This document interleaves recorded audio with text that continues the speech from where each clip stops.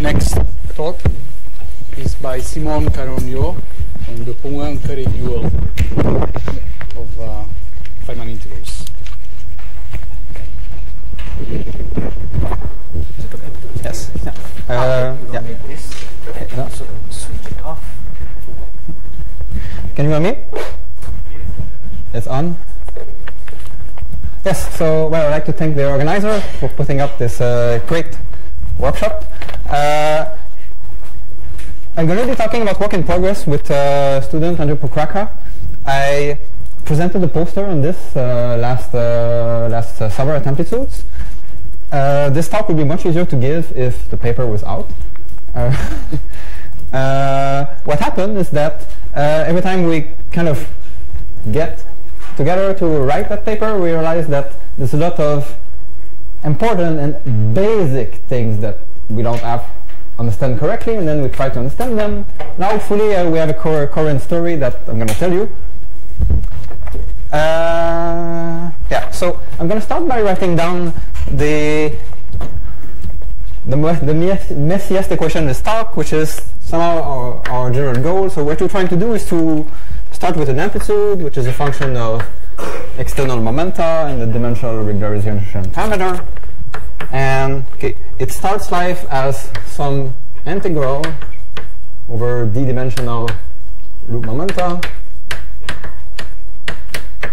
to L of some integron, which is a function of external momenta, the internal one, and maybe epsilon.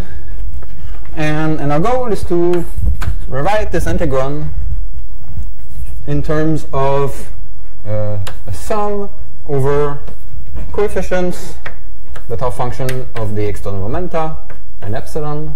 So these are p and epsilon times some basis integral fi that basis integron that depends on these things.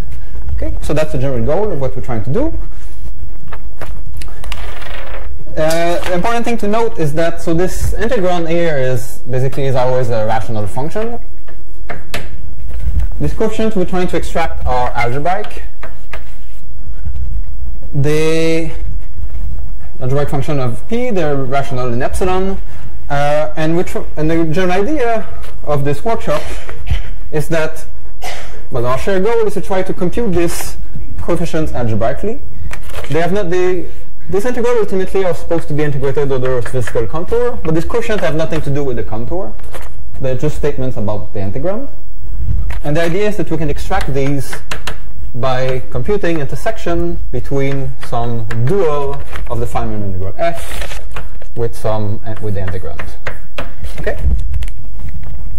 And the basic question that I'm after is, what is the space that this dual forms live? What's the coefficient? Basically, these f are like the coefficients.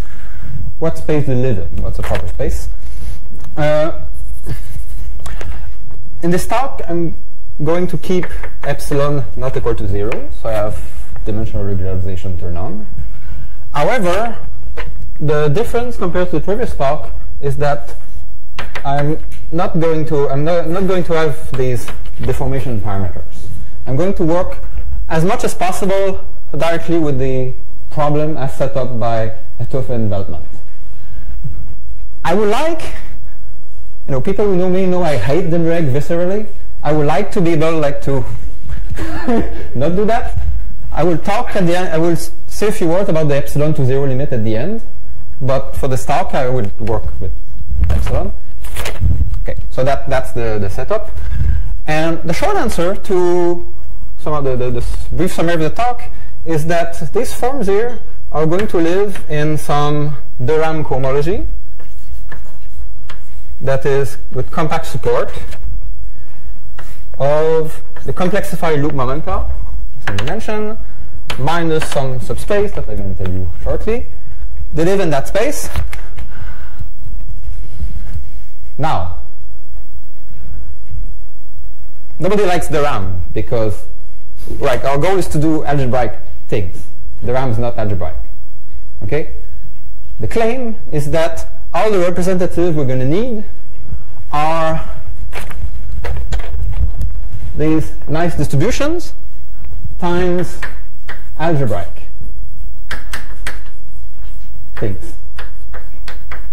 So for all the, so we're going to be able to span the basis of this de Rham cohomology in terms of things that are completely algebraic times these distributions. So let me introduce you friends. Okay, let me say a few things. Okay, so yeah, so in the spirit of this workshop, I'm going to try to share what I know about these things, what we understand finally. I'm going to be saying, so basically with hindsight, I think everything that I would say would be completely trivial and obvious.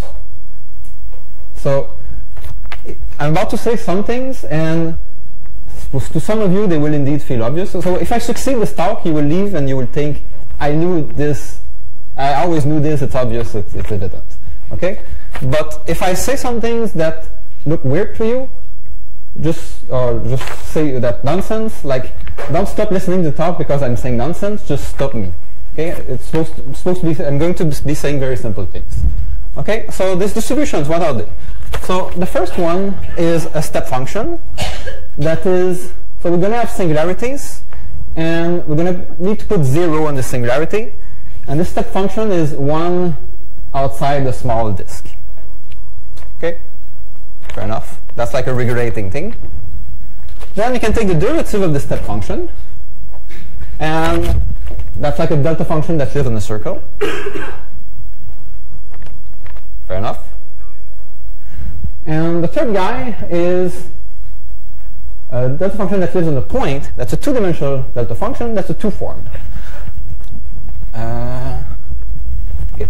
So let me explain the last guy a little bit more. I'm going to play an important role later. Okay. So the last guy technically is, it is minus pi times delta function of the real part of z, delta function of the real part, imaginary part of z, times dz wedge dz bar. It's easy to see it's closed because it depends on two variables and you have two d stuff. The normalization is such that 1 over 2 pi I times the integral is 1. That's what we want. Okay. If you don't like delta function, think about the, if you prefer your de Rham cohomology to be smooth function, think about a bump. It doesn't matter. I prefer delta function. So as an illustration of what you can do with that, one obvious thing. So for example, if you take the simplest cohomology, H2 de Rham compact of CP1, well, this has one generator, as everybody knows, and that generator I can take to be that form at some, like pick any point I want, then put the delta function is equal A, that's that form. If you're taking real cohomology, that's an obvious statement. So basically, you start from a sphere. Two form on a sphere is like a density of something. So you have some density of stuff on a sphere. And then it's obvious you can deform your sphere to push all your density and concentrate it into a point. Right? So it's obvious that any two form on a sphere is cohomologous to a delta function. You just shrink the whole density to a point. It's also obvious that you can take density at a point and move it around. So this cohomology class does not depend on the point A. I want to say more. What I want to say is that all the operations we'll ever need to do with these things are algebraic. For example, to see that this class does not depend on the base point, we just need to find an algebraic form whose derivative is that. That algebraic form is simply d of, if I take dz over z minus a minus dz of z minus b, by the very famous holomorphic anomaly, this is delta 2 of z minus a minus delta 2 of z minus b. So it's obvious that this form does not depend on the base point, and you can prove that algebraically. So this is a form that you can manipulate using only algebraic operations. And that's what we'll use. So I don't know we're talking the RAM. Operationally, everything we do is algebraic. Okay. Questions?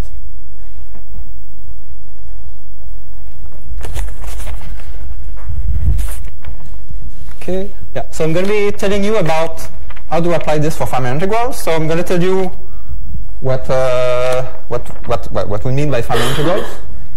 I'm going to introduce two basic maps, like this regularization, but slightly generalized. I'm going to be talking about, then because it's a Blackboard talk, I'll be talking about one-loop generalized unitarity and some applications. So in particular, when you have this singular fibration that were mentioned in the previous talk, you can actually, when you can linearize the Bikov polynomial in some variable, you can use this to your benefit. Yeah.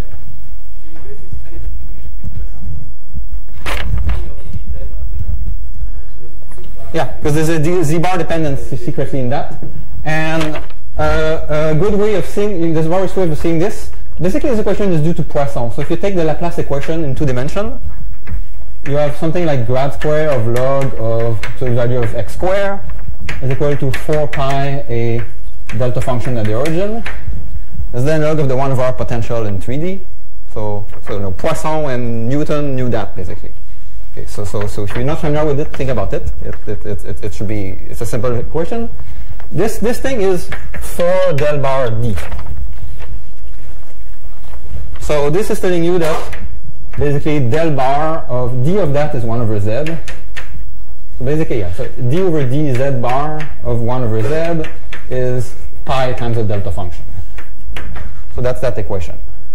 Okay, it's a very important equation. It's basically Gauss's law for electrostatics in 2 dimensions. Yeah. Usually in mathematics, it's D. Yes. You have a holomorphic one and anti-holomorphic one. Yeah. So you have a summation, total ones. Yeah. So d here is del plus del bar. Oh.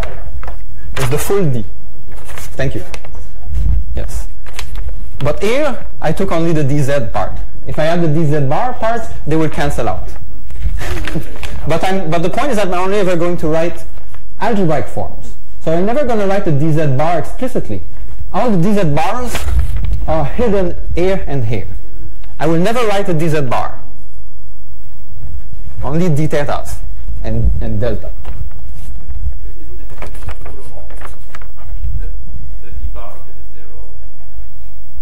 Yeah, that's the point. This is not holomorphic. This is not a closed form. That's how you can use it to change H2. It's very important. Normally you don't allow one form. If you're computing H1, you're not allowing one forms with single poles, with residues, because they are not closed, which is exactly what we're using here. Good. Okay. So that example was important. Now let me explain Feynman integrals. Well, what I'm going to mean by it today. Okay. So we write this measure all the time, d minus d of 4 minus 2 epsilon L. What this means for us is, so there's 4 components, a dl1, wedge dl2, wedge dl3, wedge dl4. And then there's some extra dimensional component, minus 2 epsilon of them.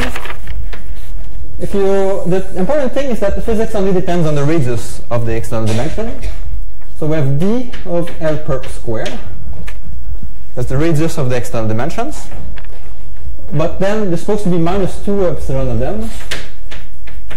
So just to get the correct scaling, the radial direction needs to come with this power. This is what we mean, and also we usually normalize by including the volume of a sphere in minus 2 epsilon dimension. All of these are defined for continuous epsilon, and this is what we mean by one loop integral in general dimensions. Notice that it's a 5 form. Okay, it doesn't matter what epsilon is, this is always a 5 form. Okay, you have u user 4 plus L perp square. That's what we mean. At 2 loops, you can generalize this. If you have this, then of course you get the same dl1 up to dl1 perp square over this thing, and then you get dl2 1 with the dot dl2 perp square. However, yes. Excuse me, you've made an arbitrary choice of your loop momentum at 2 loops. I mean, you have to choose how to root your loop momentum. No, because that's the next thing. There's a third thing that you have to put is the angle between them. Good. So there's an angle that I have to put here. That's L1 perp dot L2 perp. So I'm going to parameterize the angle as the cost of the thing because that's the only thing I care. And then there's an analog of this measure factor, which is just the ground determinant. Good. So we get something like L1 perp square, L2 perp square, minus L1 perp dot L2 perp square to the minus epsilon again. Actually, there's some integer shift, so yeah, some number minus epsilon. So that's a 2-loop integral. Notice it's an 11 form. It's not 10 because we have this extra angle to integrate over. Okay? The pattern should be obvious. And you can find it, so for example, the derivation of the Bicor representation in a nice short paper by Pierpaolo and Sebastian. You can read if you want to see it explicitly. Okay, you can keep going. So that's what. So that's a short answer. So when a mathematician asks what, sometimes a mathematician asks what is a d-dimensional integral, that's what we mean. So and from that you can derive all of these parametric representation, Bikov, and so on. All of these other representations that will appear in the lectures, they can all be derived from this derivation, from this definition.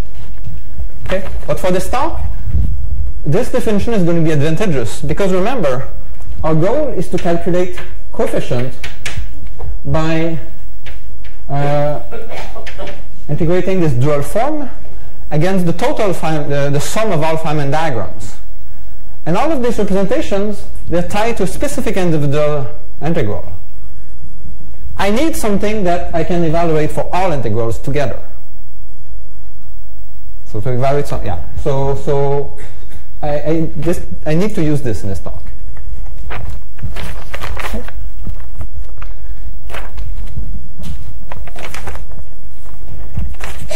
Great. But you're saying that it's like completely routing independent.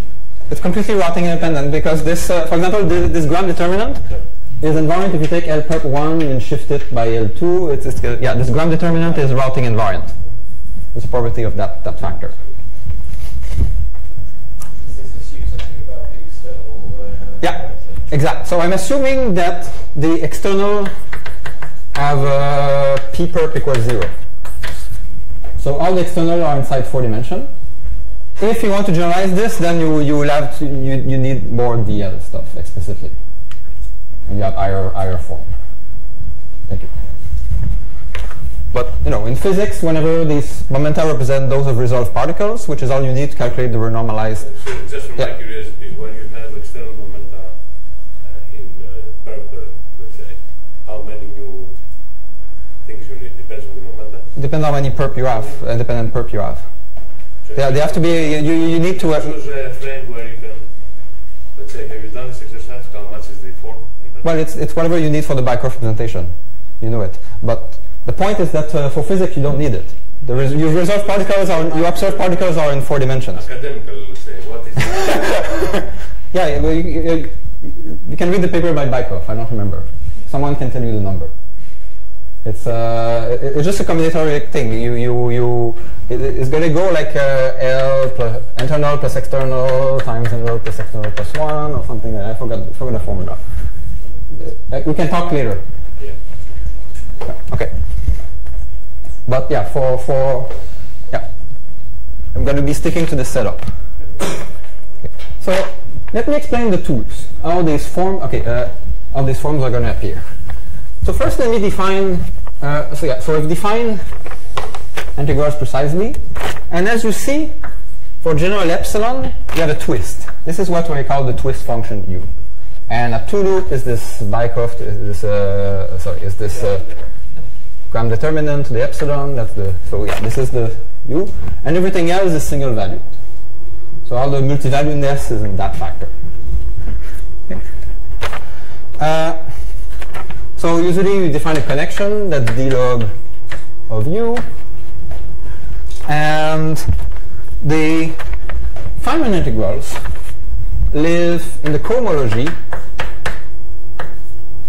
of n, where this n is this number 5, 11, and so on, of complex phi loop momenta, of the Cn, minus, we have to remove the place where L perp is equal to 0, or in general u equals 0, and we have to remove the place where propagators blew up. So our Feynman integrals have denominators which are always of the form, just to say it once, they're always of the form 1 over b, which is something like 1 over L, some L minus p square, maybe with a mass. And this thing here is always going to be of the form L perp square plus sum from 1 to 4 of L1, Li minus Pi square. So it's quadratic in the Li's, linear in L perp square, plus the mass. Yeah. You may notice that this is linear in L square and Li. And this is the starting point of the Bycroft representation. Using it as linear, you can find the linear rotation, which trivializes all denominators. But then you're pushing all the information into that twist, which gives these awful polynomials that were mentioned. But yeah, today we're just going to work directly in this form. So the Feynman integrals live in that cohomology. And as has been explained by Turf and Veldman and reviewed, there's never any boundary surface terms in integration by parts. And yeah, it's twisted by this omega. So we really could just care about the cohomology class. So yeah, integral of u times grad of some form equals to 0 by integration by part identities. Now, where do the dual forms live? The claim, the idea, is that the dual forms has to be something we can integrate against this. And the space, so this is, you could think of as Hn the RAM here. And here it's again Hn the RAM, but now compact support of exactly the same space.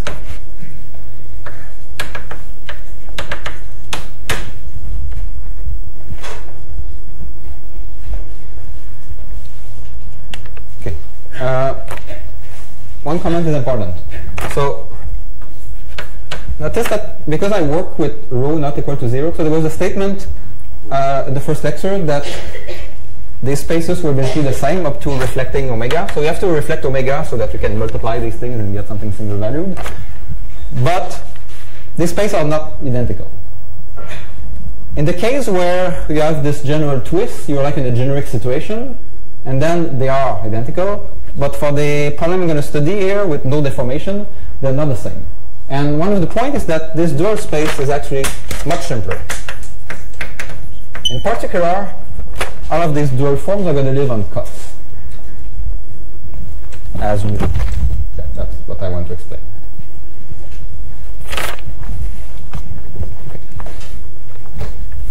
Okay. Yeah. Questions?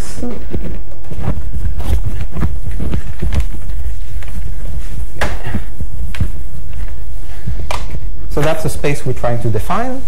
I'm going to need to introduce two tools, which make use of these, our friends, these distributions. So our first tool is this compact support map, which is the map that Matsumoto and Cho define reg. I'm not going to call it reg because in physics it always means something else. So it's a compact support map. Its point is it takes a representative phi of Hn of some space minus some stuff, and maps it to the compact support version of the same space.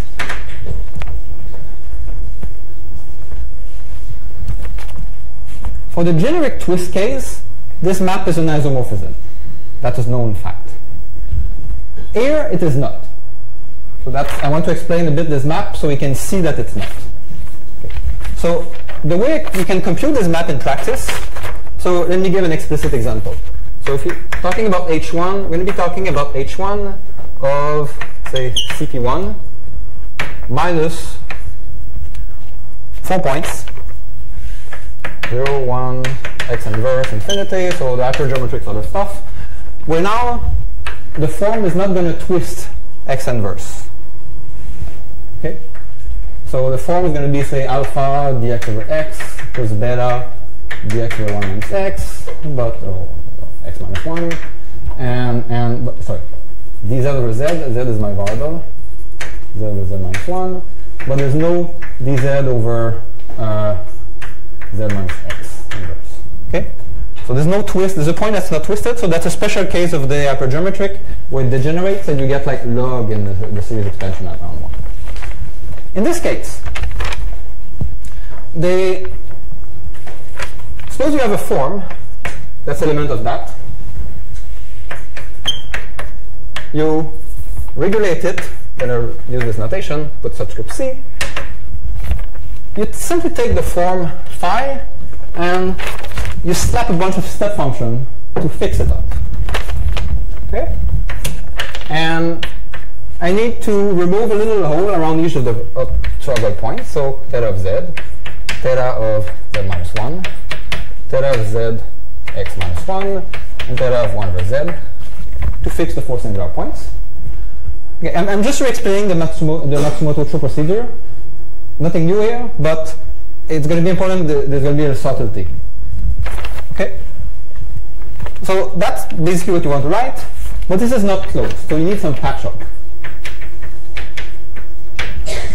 And the way to calculate this patch-up is you calculate grad of this thing, and you find that, so grad phi is 0, but then you get phi times grad theta, and so with a minus sign because of sign. And grad theta, so it's just d theta. Theta, theta, theta. So you see our friend show up. So you get a little problem around the points we excluded. But now it's obvious how to fix that. So this catch-up is going to be plus a d theta times some primitive psi. And if you collect the d theta on grad, then you find that problem is fixed if grad of phi is equal to our original phi. And this coordinate is a bigger form. So psi is 1 over grad times phi, the inverse. And its point in life is that because of the d theta, you calculate this, so psi I, you calculate as a Lorentz series around near zi. Okay? This is something around these are the 4 singular points to do this series. And how many terms you need in this series is going to depend on like how many powers of propagators you have in your order form. But in principle, you can do it to our orders. Sorry. Yeah. So for this kind of Lorentz expression, I have arbitrary power can get some kind of generic formula. Yeah. So you compute whatever order you're going to need. Yeah, that's arbitrary symbolic problem. No, you cannot do it symbolically. So yeah, if you want to reduce parametric with some cubic propagator, you need to work some order, and then if you have a quartic propagator, you need to work harder. It's always the same story. Yeah, this is you can only do that locally. Okay, but for any given problem, you can always do it. And so that's this reg map. But now what you see is that if you have if you're close to the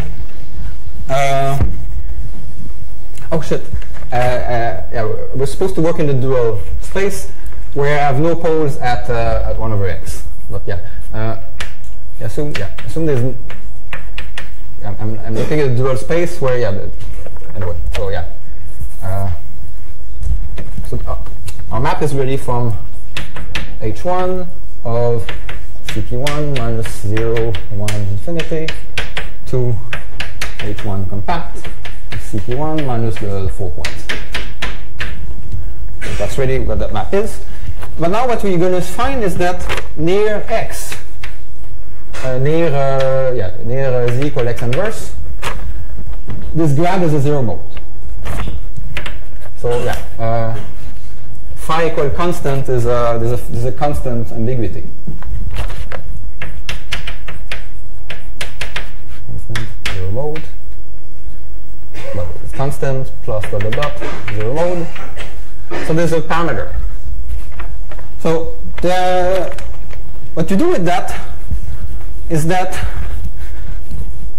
given a representative phi, there's a unique choice where you put this constant 0.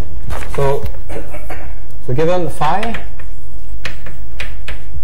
or as a form, there's a unique phi c. Unique if the d theta of zx minus 1 multiplies zx minus 1 to the 1 plus dot dot dot. So we insist that the constant term is not there. And then it's unique. Okay? So given a form, it's unique. But given a cohomology class, it's not unique. Because if phi1 minus phi2 is grad of G, then the representative of phi1 minus so the compact support of phi1 minus the compact support of phi2 is naively the difference also going to vanish at the step function. So the difference basically is grad G times the step function on the outside. So which plus dot dot dot near the singularity, which is cohomologous to minus G d theta. Minus G evaluated at the singular point. So the change between those two things is a form that's localized at that singular point. Okay. Now let me tell you a basis about this. Let me give you a basis about this space.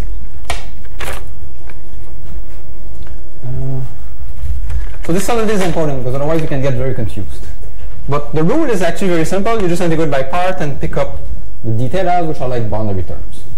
So if you had like a boundary at x inverse, and you do integration by part, you have to keep track of that surface term. In general, there is no map. It's not a map of cohomology. This is something I'm going to use to calculate given a representative. I'm going to get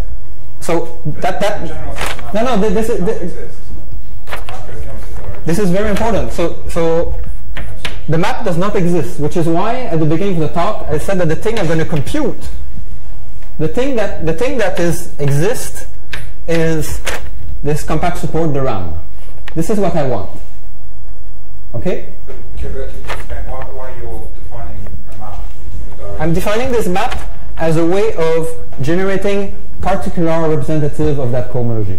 Particular forms I can work with. But in general, the map doesn't exist. There is no map from cohomology to cohomology. This is a map to forms, from forms to cohomology. What's the name for forms? Cycles, B something? Okay? I'm using this map, I'm using the image of this map to span this cohomology. You're trying to construct compact supported forms? Yes. Okay. And that's a way of constructing examples of some forms. And the claim is that they will span everything.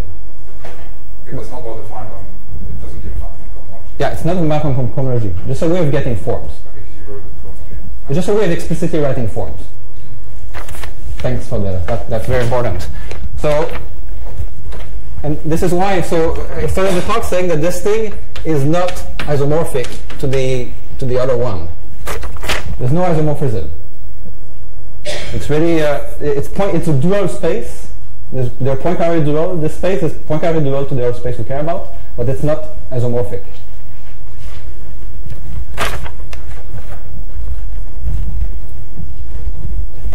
Okay.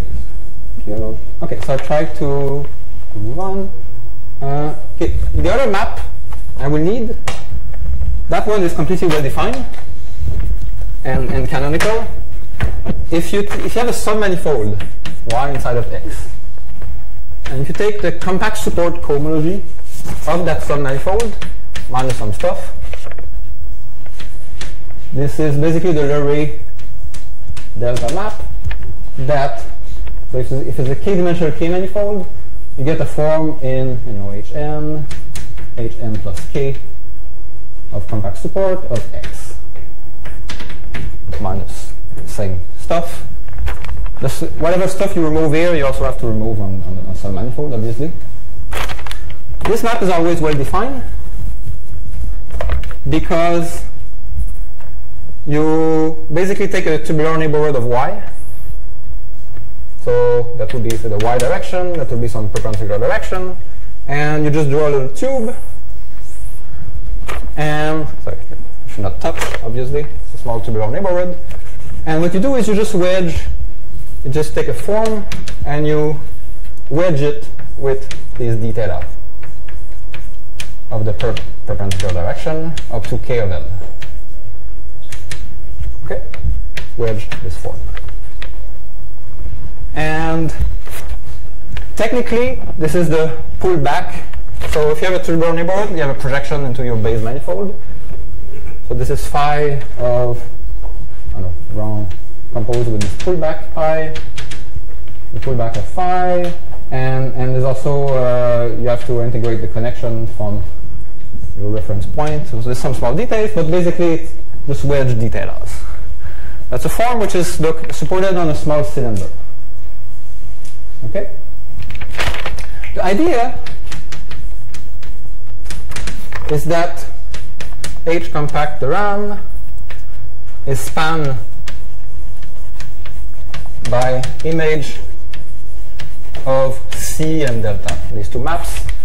So if you give me a algebraic form on a submanifold, I can take its image under these things, and I'm going to get completely well-defined forms that are going to span this basis. Let's apply this to one-loop integrals. These two maps are quite important. So they're the machinery by which we do all our calculations. So, for example, a key lemma is that if you take, so for example, at one loop you need H5. H5 of the C5 minus the twist and no pole. If you only remove the twist and no propagators, that's empty. So this is saying that if you don't have any propagator, there's no integral. All the integrals you can do gives 0. That means that, well, all of the image are going to be, everything's going to be spanned by delta. So this delta map from a cut propagator. And something else which is useful is that you have C5 minus u equal to 0, and one massless propagator equals 0. That's also empty. So if you just have one massless propagator, there's nothing you can get. So if you have massless propagator, you need at least 2 cut propagators. So this explains immediately why is H5 of C5 minus, I can immediately compute this. So basically, it's gamma d1 up to dn is spanned, well, at most, but it's going to be trivial to show that they are independent, spanned by basically delta, spanned by delta of k greater than 2 propagators. So basically they are cut propagators. Let me give you an example. So the simplest form is going to be the bubble of the dual of a bubble. So everything massive. If everything massive. If everything's massive, then you will start at 1. If you have a tadpole. So the dual of a bubble is simply the image, this delta map, of a volume form on the bubble cut. The bubble cut in 5 dimensions is just a 3 sphere. So you have a volume form of a three-sphere, which explicitly, if you take coordinates that are perpendicular to your thing, to be DL2, wedge DL3, wedge DL4, over 1 minus L1 square, minus L2 square, minus L2 square, maybe not 1, maybe some radius square, and there's some power, which I'm going to take to be 2 plus minus epsilon. The epsilon is flipped, because that's the dual side. And I put a 2 here, because actually the nice dual of the bubble is the two-dimensional bubble. You can play this, you can choose whatever form you want, and do dimension shift as you like, and this one is nicer. But yeah, so the bubble dual is this, which is basically d theta of one propagator, wedge d theta of a second propagator, wedge this 3, 4. So that's the dual of a bubble. And that's the thing which extracts the bubble coefficient. Now, if you think for a second about this space of cohomology with a sphere, you realize quickly that it's one-dimensional.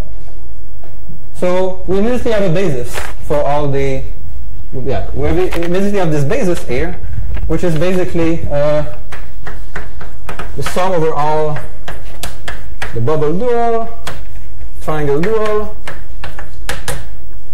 box dual, and we're looking for a 5 form, so we're going to stop at pentagon dual. Right? And that's it. We stop there. There's something else which is obvious, but okay, I will take a second.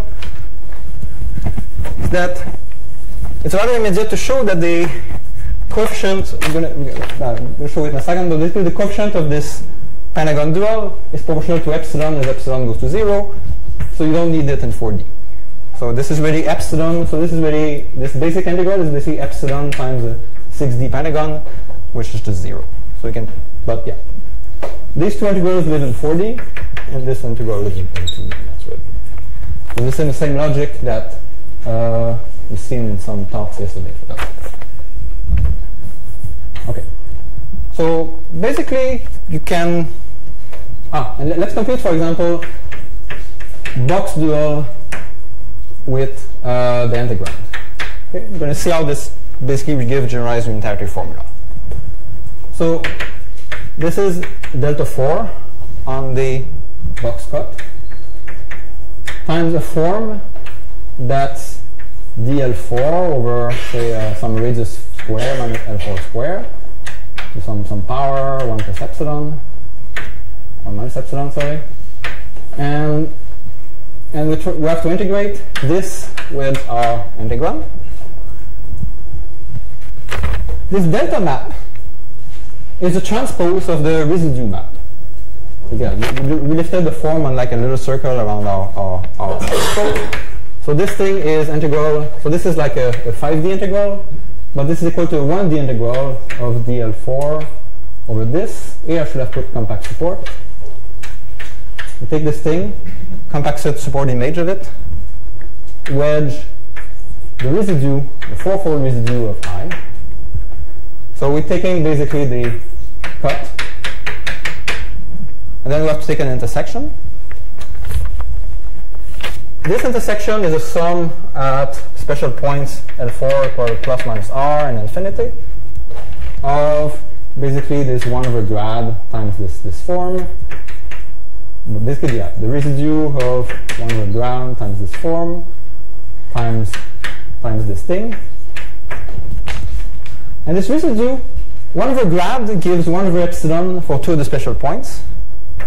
So we get 1 over epsilon times the 2 4D residues. Because yeah, the residue where you set this to 0 is when L perp, this thing, remember, is L perp square. So the residue of this twist is the 4-dimensional part of the amplitude. And then there's plus order epsilon from the residue at infinity.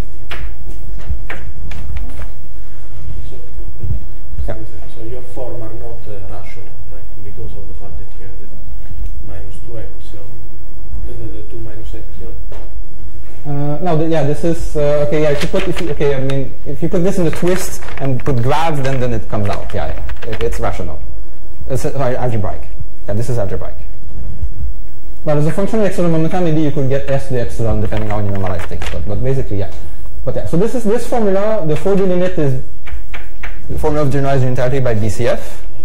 And in general, this gives you the order epsilon correction to that formula. So that's that formula.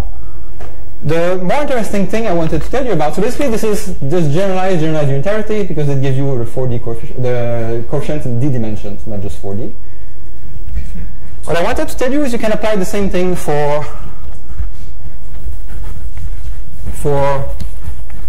you can straightforwardly compute bubble dual and so on. Because I've written to you this tree form, and you can compute it. For example, you can compute bubble dual intersect with the integral, and you get something that's supported on a 2-cut of the integral. So basically, this formula, like the fact that all these terms are supported on cuts, explain why generalized unitarity works. The point is that this 2-cut, and then you have to do a 3D integral of the rest of that 3-cut. Yeah, almost done. And this, one way to do it is using fibration. The technology is going to be very similar to what was explained in the previous talk. Basically, once you understand how to do this in a 1D case, you can, which is kind of straightforward, you can apply this and solve the general case. So I can tell you in private how you do it in a 1D case. What I want to tell you here is we're going to briefly sketch one cool formula about symmetrical integration. So when you take the epsilon to 0 limit, this 3D integral similarly is going to localize to where this is going to be. You're going to get a 1 over epsilon from where this is in 4D. So really, this an epsilon to 0, this becomes a 2D integral. But there's something like integral dx dy over some, square root of 1 minus x1 minus y square, some power that is supposed to make compact support, times the final integral, your cut. Now, if you look at this, you realize that x squared and y squared are stupid variables. Because, for example, it's obvious you should shift to complex variables where this is 1 minus z bar. And then this is linear in z instead of quadratic. Much better. But those of you who know about twisted cohomology, our space now looks as follows. We only have one as a function of z bar. So if I plot, so z bar and z are independent complex variables in this language. We have a curve like this, and there's a singular point at infinity where these meet. And there's a twist here, epsilon and minus epsilon. And if you look at this fiber here, there's only 2 singular points. And the cohomology where you twist only 2 singular points is empty. So naively, this formula just gives 0, which is awesome. Yeah, even if, and the thing is that you're going to get something from that point, from that special fiber. And the thing you get from this fiber is a bit subtle to describe. I cannot describe it in 2 minutes, but I will just say briefly that it involves this. The point is that on this fiber, H2 of the fiber, compact support, is not 0 at that special point. And if you, there's some spectral sequence, blah, blah, but basically you can write down a form that looks like delta 2 of Z2 minus A. But you have to localize it around this, inside the circle. You're going to put delta bar of, delta 2 of Z bar, delta bar of Z. And then you need patch up to make it close. Exactly the same Matsumoto procedure. And the patch up brings a form that is basically localized here, along this line and ultimately here. You get the following formula, which I'm just going to claim. It's a cool formula. You can verify it in various other ways. So it's a very elementary result. Take x, y, z. Imagine you're on a sphere. Two spheres. X squared plus z squared plus z squared equal 1. Okay? And you're trying to do integral average over a sphere of a polynomial in x and y. Okay? I claim that this is the residue at z equals 0 of the residue at z bar equal infinity of minus arctangent 1 over square root z bar minus 1 over square root z bar minus 1 z bar equal infinity times your polynomial of x equals z plus z bar over 2 and y equals z minus z bar over 2y. That's a formula for symmetrical integration. I'm done. So you can check this formula. For example, if you have polynomial 1, you get 1. If you have polynomial x squared, you get 1/3. If you have polynomial x squared, y squared, you get like 1 over 15, and so on. So this is all these trivial numbers you can reproduce by symmetrical integration. This is like integral of cos square in 3D, and so on. You can reproduce it by this formula. So, and this formula is not identical, but it's analogous to a previous formula that people obtained, Akani Ahmed and Cachazo and Kaplan. It's a residue. If you take a large BCSW deformation of that cut, you take a residue at infinite complex momentum, and then a residue in another variable. That's exactly the spirit of this formula. So basically, by applying this, so to summarize, yeah, these dual forms, by deciding how you evaluate them, you automatically land on various kind of interesting formulas for the coefficients. You can also take the 4-dimensional limit inside the procedure. The whole procedure you can also do in d dimensions, so we generalize previous results. But yeah, this is the main message.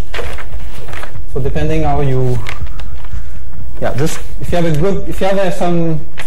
if your physics intuition motivates you to take some particularly nice variables that simplify the integrum, go ahead and use it. With this formalism, it's going to simplify.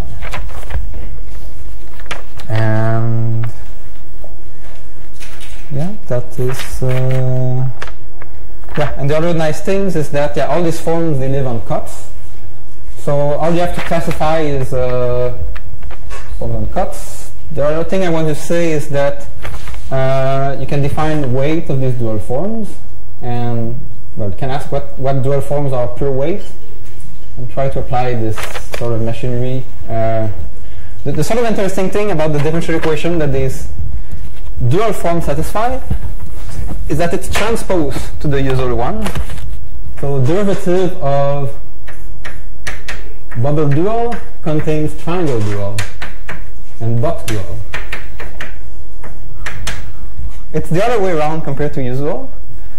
But if you have a guess, a hunch for what the pure version of bubble dual is, in this case the 2D bubble in 2 dimension, then you apply the procedure that UNS, this is an exercise I haven't done, but if you apply the procedure that UNS described yesterday morning, you should discover the uniform transcendental triangle and box. So this realized the dream of Stefan of generating everything from the simplest one. If you have a hint, if you have a guess for what the pure version of this simpler one is, which is not obvious, but you can try things. So, thank you.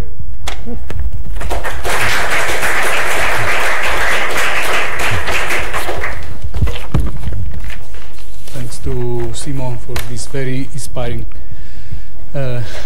lecture. And sorry, I'm going to go for lunch now.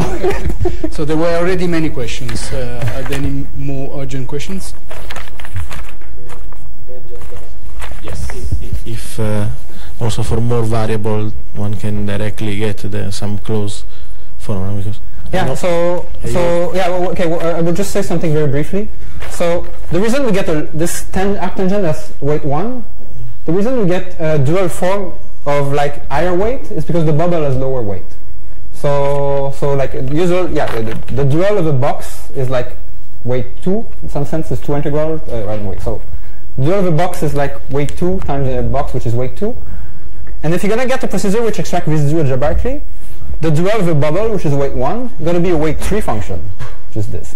So at higher loop, you see that if you're going to extract a function of weight 2, you're going to have some dialogue in your procedure effectively. And that would be very nice to see.